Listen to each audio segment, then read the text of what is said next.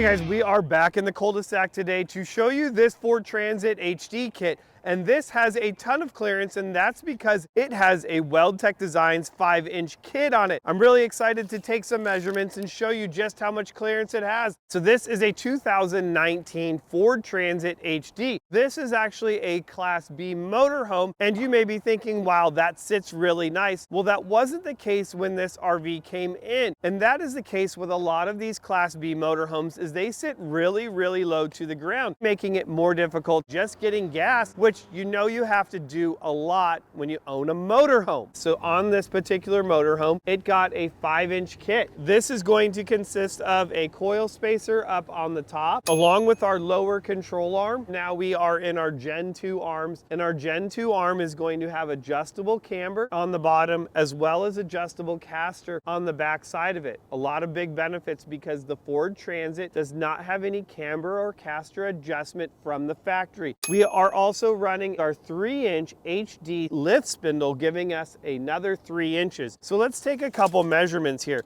And as we go from the ground to the bottom of the fender, we're coming in at almost 35 inches from the ground to the top of your fender. Now, one of the nice things about putting a suspension kit on your vehicle is now it gives you the ability to run a larger tire. That's great in the wheel well, but we really want to know some of the heights in the back. So we're going to head to the back of this thing and measure it. I'm also going to tell you what I did in the back to get this new height. All right, so we are gonna come to the back of this Ford Transit, and you can see that there's a lot of clearance back here, but the big thing is gonna be back here, like on your exhaust. A lot of times these things would really wanna drag. So you can see as I come back here, I got about 12.5 inches now from my exhaust to the ground. As we come into this wheel well right here, we're gonna be at 31.25 inches. Now, we've gained a lot of clearance in the back by doing the lift in the rear of this, and we did that all with one product. We went to our progressive leaf springs in the rear. Now, what's really nice about these progressive leaf springs is they are built out to the weight of the coach, giving you all the arc or lift into the spring. It's a lot more progressive, and the goal is to give you a lot better ride. Now, springs are great, but we also want to add a good pair of shocks. So we've added 2.0 Fox shocks to the rear of this as well in order to control